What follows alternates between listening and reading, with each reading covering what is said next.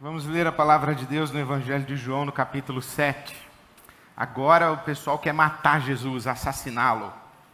A Bíblia é um livro impressionante, tem romance, assassinato, crime, tem terror, demônio, tem tudo. A Bíblia é um livro fascinante. Política, economia, filosofia, se quiser qualquer assunto tem na Bíblia. Hoje o pessoal está querendo matar Jesus.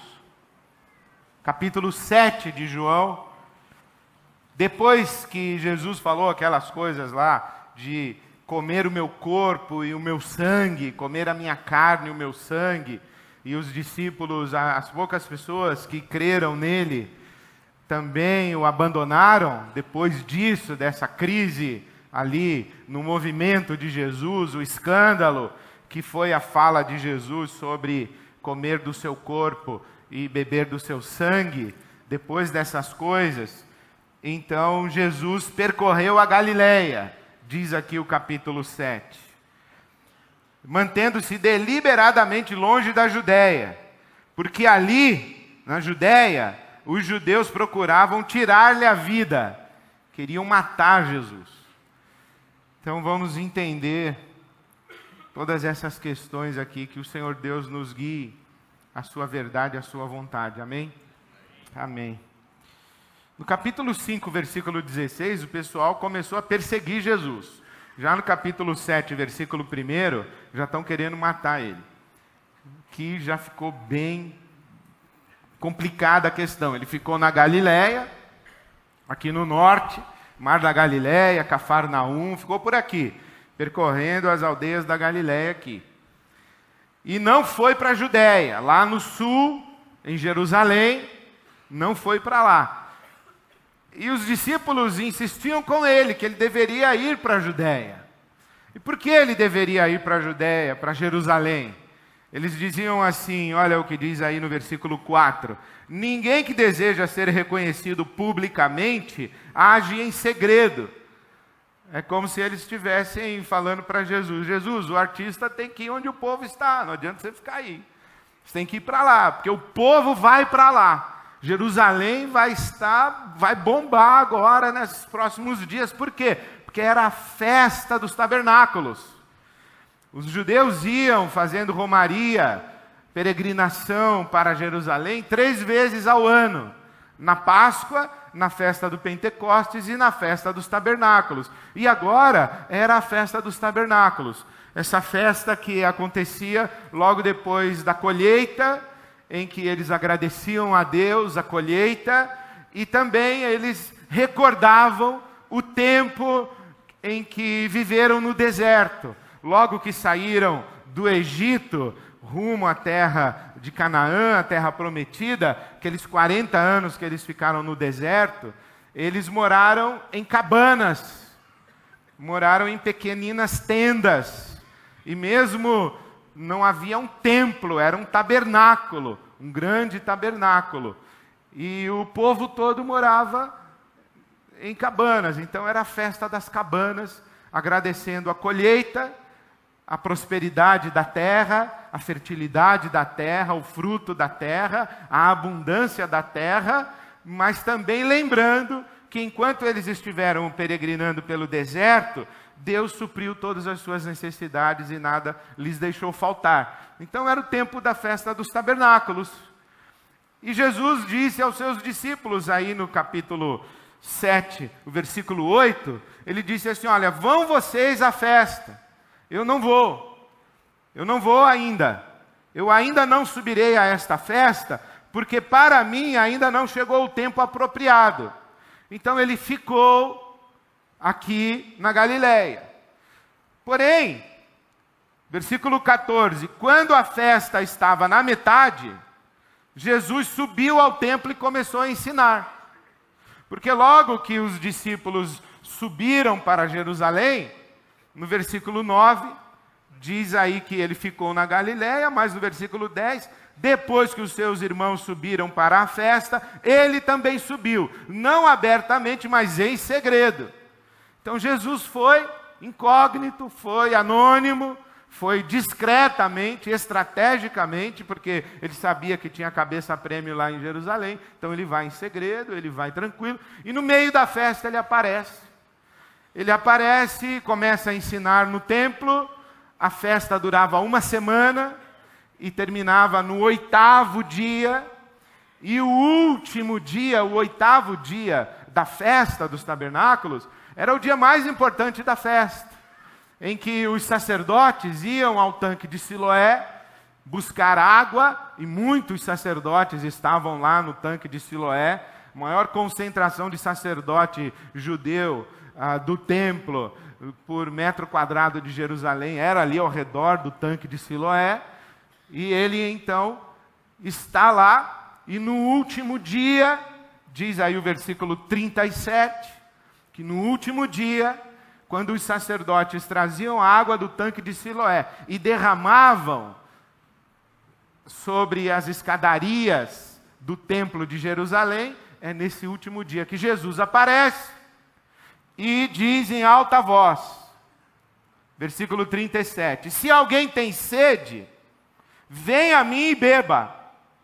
Quem crer em mim, como diz a Escritura, do seu interior fluirão rios de água viva. E ele estava se referindo ao Espírito, que mais tarde receberiam os que nele crescem. Até então, o Espírito ainda não tinha sido dado, pois Jesus ainda não fora glorificado. Mas veja que esse versículo 39, ele falava a respeito do seu Espírito Santo, que a água, que seria uma fonte de água viva jorrando do interior daquele que cresce nele, o Cristo, o Espírito Santo, essa fonte de água viva, era representado na tradição de Israel pela água.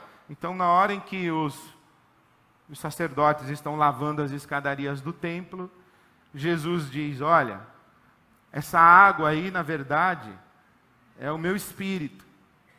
E eu vou dar essa água, e ela vai ser uma fonte a jorrar para a vida eterna no interior de todos aqueles que crerem. Jesus já havia dito que o corpo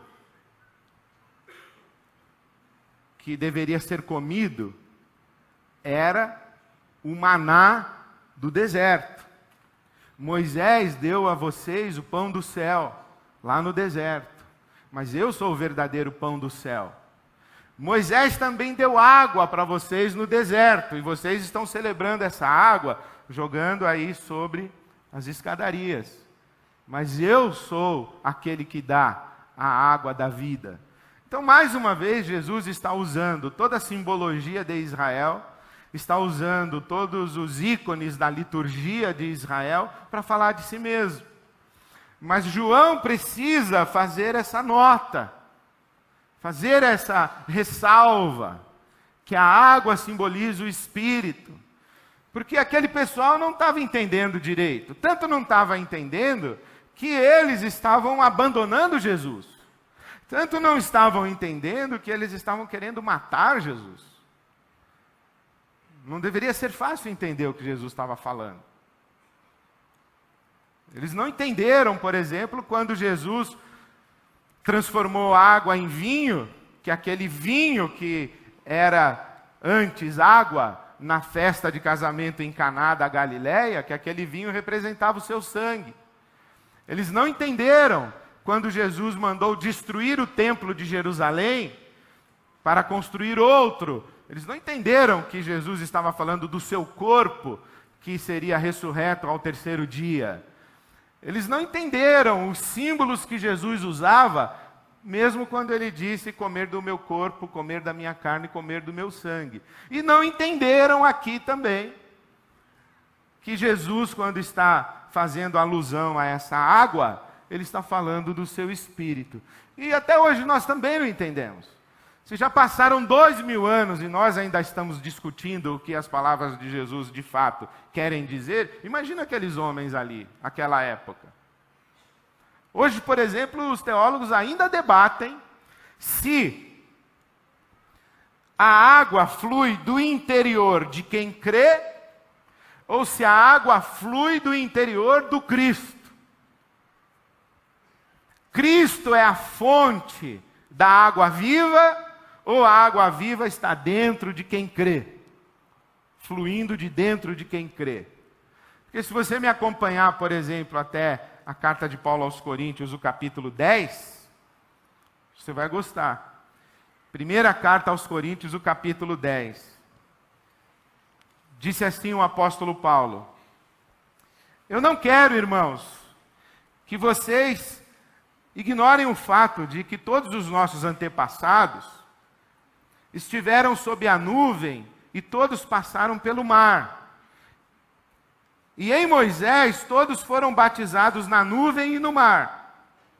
Quando eles saíram do Egito, atravessaram o Mar Vermelho, foram batizados no mar e foram conduzidos pelo deserto, pela nuvem de Deus que os cobria, e quando a nuvem se movimentava, o povo caminhava.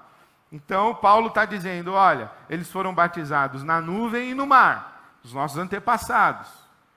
Versículo 3. E todos os nossos antepassados, lá no tempo de Moisés, no deserto, todos os nossos antepassados comeram do mesmo alimento espiritual e beberam da mesma bebida espiritual, pois bebiam da rocha espiritual que os acompanhava, e essa rocha era Cristo. E isso é uma alusão a um momento na história de Israel, quando eles estão andando pelo deserto, já abandonaram o Egito, foram libertos da escravidão, estão no deserto indo para Canaã, a terra prometida. E eles começam a reclamar que não tem água. Eles chegam num lugar chamado Meribá, que quer dizer rebelião. E eles se revoltam contra Deus que não tem água. E Moisés vai falar para Deus, olha, o povo está reclamando que não tem água. E Deus então diz assim, Moisés, vá diante do povo e fale a rocha, e da rocha vai jorrar água para o povo. E Moisés então, ele vai lá e ele está irritado, ou irritado com a situação, ou irritado com o povo, ou irritado com Deus, eu não sei o que ele tem, ele está com problema, ele está irritado. E ele pega o cajado dele, e em vez de falar com a rocha, ele bate na rocha 2 vezes. Ele fere a rocha com o seu cajado. E então ele sofre uma disciplina muito intensa de Deus, uma disciplina muito contundente. E é por causa disso, inclusive, que Moisés não entra na terra prometida. E aqui o apóstolo Paulo, no capítulo 10 de Coríntios, vai dizer que aquela rocha era Cristo. Então, até hoje, os teólogos, os estudiosos da Bíblia, os eruditos, estão aqui pensando, essa rocha, ou essa água que flui do interior de Cristo, que é a rocha, a mesma rocha lá do deserto, ou flui do nosso interior, nós os que cremos em Cristo. Nós os que cremos em Cristo temos uma fonte de água viva jorrando dentro de nós, e é por isso que nós não temos sede e não temos fome, porque nós comemos da carne de Cristo, e nós bebemos do sangue de Cristo, e matamos a nossa fome, e matamos a nossa sede. Nós bebemos da água viva, e não temos mais sede, é isso? Então eu acho que nós não apenas não entendemos o que Jesus está dizendo aqui, se a rocha é Ele, se a água vem dEle, se está dentro de nós ou está dentro dEle.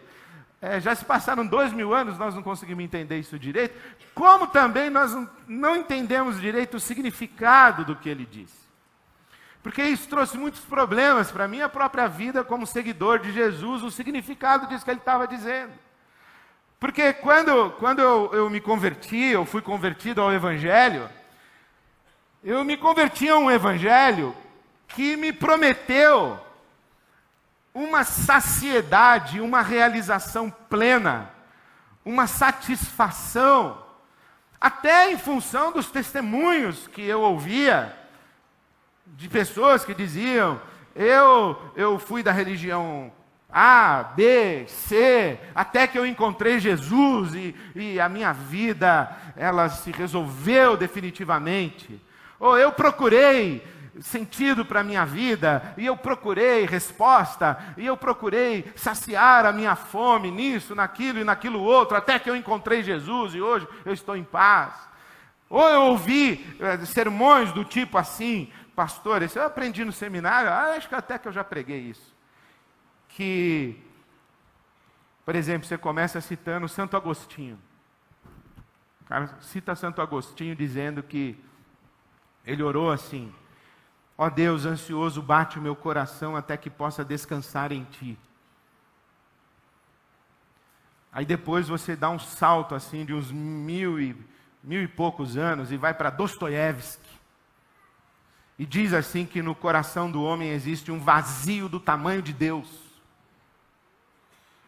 Aí você já preparou total para dizer que esse vazio do tamanho de Deus, você vai preencher mesmo quando você beber da água da vida e nunca mais você vai ter sede, e comer do pão da vida e nunca mais você vai ter fome.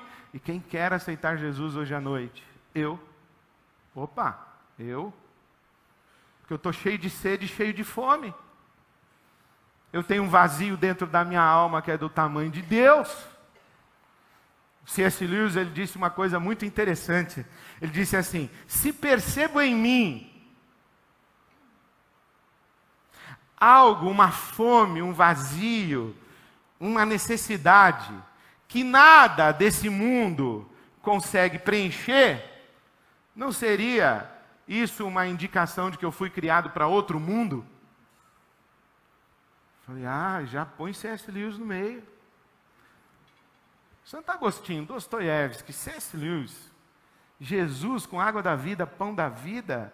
Quem quer entregar sua vida a Jesus hoje à noite e matar a sua fome para sempre, a sua sede para sempre? Eu. Mas o que aconteceu comigo é que eu aceitei Jesus e a fome continuou. Eu aceitei Jesus e a sede continuou. Eu aceitei Jesus e o vazio continuou. Eu entreguei minha vida a Jesus, mas as angústias continuaram. As perguntas continuaram. As feridas da minha alma continuaram. As frustrações continuaram. As culpas continuaram. As amarguras continuaram. Os ressentimentos continuaram. E eu entrei numa confusão, porque entrei numa espiral, porque numa dessas eu comecei a pensar o seguinte, é que eu não me converti coisa nenhuma. Eu sou um religioso aculturado, fui criado dentro de um lar cristão, evangélico, e quando cresci fiquei evangélico. Porque essa satisfação, essa realização que esse pessoal fala, que Jesus preencheu o seu vazio, o meu não preencheu não. Então eu não me converti. Aí vieram os irmãos e disseram assim, não sabe o que é, Ed? É que você aceitou Jesus como seu Salvador, mas aí você ainda não recebeu o batismo com o Espírito Santo. Eu falei, então é isso. Preciso ser batizado com o Espírito Santo. E comecei a viver os meus conflitos. Até um determinado momento em que eu falei, não é possível, ou tem alguma coisa errada em Jesus, ou tem em mim, ou quem sabe tem alguma coisa estranha na maneira como eu estou lendo o Evangelho. Ou na maneira como eu entendi o Evangelho. Será que tem uma outra forma de ler? Porque tem gente que lê a Bíblia Sagrada de uma maneira tão espiritual que acaba mudando para a espiritosfera. O sujeito fica um espiritualoide, assim, um negócio de outro mundo. E você se sente estranho, porque você se olha no espelho e você fala assim, não é possível, eu não devo ser filho de Deus, não é possível. Porque se eu fosse mesmo crente, se eu fosse de Jesus, o Espírito Santo habitasse em mim, eu não ia estar sentindo essas coisas que eu estou sentindo, eu não ia estar pensando essas coisas que eu estou pensando, eu não ia estar desejando essas coisas que eu estou desejando, não é possível. Porque do jeito que esse pessoal fala, eles estão com a vida resolvida, mas a minha ainda não está. Eles vivem no céu já. Eu não. E tem um pessoal também que vai para um cinismo que fica só aqui na terra. O pessoal que vai para o céu é assim, ó. A cabeça deles vai indo para o céu e o pescoço vai esticando, sabe? Aí eles vão ficando com o pescoção assim, a cabeça lá no céu. Uma girafa gospel. Ele vai, a cabeça está no céu, o pé aqui na terra e ele com o pescoção. Só que o pescoção estica tanto que ele dá uma estilingada nele mesmo. Aí o pé sai da terra e ele vai para lá e vai morar lá. E ele se torna um declarador de versículo. E ele começa a falar de texto bíblico e tal. E tudo que ele fala é verdade, porque está na Bíblia, são versículos. Como é que se fala? Não concordo. Mano, não concordo com o quê? Com Jeremias, o profeta? Não concorda com o quê? Com o salmista? Não concorda com o quê? Com o livro de João? Não concorda com Jesus? Só que as coisas que esse pessoal fala são coisas que está tudo certo, mas não encaixa na realidade, na vida como a vida é. O sujeito está doente, aí ele fala assim que Jesus levou sobre si as nossas enfermidades e as nossas doenças e as nossas dores, e eu estou curado pela fé. Eu falo, Deus, tu está morrendo, bicho. Ele falou, não, mas pela fé eu estou curado. Eu falo, pô, não estou conseguindo entender isso daí. O outro diz assim, depois que eu entreguei a vida a Jesus, eu parei de fazer análise, eu parei de fazer psicanálise, eu parei de fazer terapia, porque Jesus me curou da minha depressão. Mas tu usa óculos, bicho, tu não curou nem do teu astigmatismo. Como é que tu foi curado da depressão? Você não jogou fora seu óculos, jogou fora o remédio que seu psiquiatra recomendou para você? Não é coerente, não bate. Tem uma lógica interna contraditória que não funciona. Então a gente tem que pensar na Bíblia Sagrada com a cabeça no céu e o pezinho aqui, mas não pode ser uma girafa gospel. A gente tem que crescer, amadurecer, ganhar a perspectiva espiritual, mas para a vida aqui na terra. Isto é, ganhar a perspectiva espiritual sem abrir mão da nossa racionalidade, da nossa inteligência, da nossa capacidade de pensar, da nossa honestidade de perguntar e da nossa integridade para duvidar, para se angustiar diante de Deus. Deus não tem medo das nossas perguntas. Deus não tem medo das nossas angústias. Ele, através do profeta, ele diz assim, vem, traz as suas perguntas, na tradução da sua Bíblia, vim depois e arrazoemos.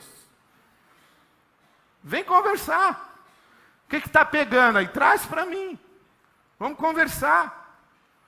Quando ele se encontra com o Paulo, o Saulo de Tarso, na estrada de Damasco, ele já chega perguntando, por que me persegues? Quais são suas razões? Quais são suas perguntas? Quais são suas dúvidas? O que você quer questionar comigo? Estou aí. Vamos conversar? Então a gente tem que adquirir perspectiva espiritual que a palavra de Deus nos dá, sem tirar o nosso pezinho do chão e sem perder o juízo. Pelo contrário, quanto mais espirituais nós nos tornamos, mais lúcidos nós vamos ficando, não é? E aí então eu fui buscar uma outra leitura possível. E percebi que Jesus está dizendo que aquele que crê em mim terá acesso a uma fonte de água viva.